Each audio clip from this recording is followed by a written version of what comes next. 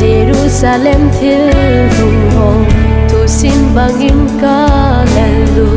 kalung don pogim jose aman e ngai giang so tai lung dong thom hong kita pong e o gol phaji sun e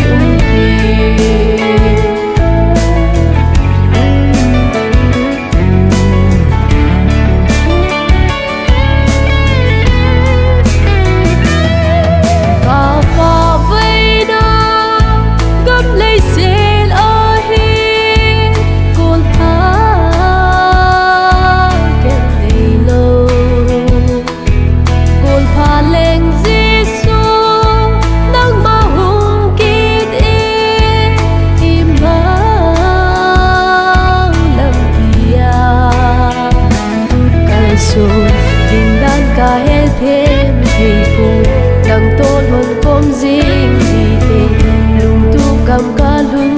na đi na khun in đây tu gì nghe sol sa min va vây kha leng bel ba ki pa in nui khan ti o gol fa jesu nei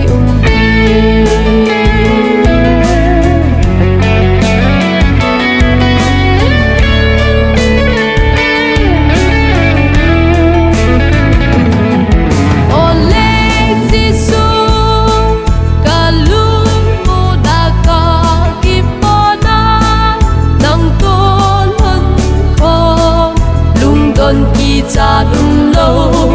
lấy xịt vì bằng hi lâu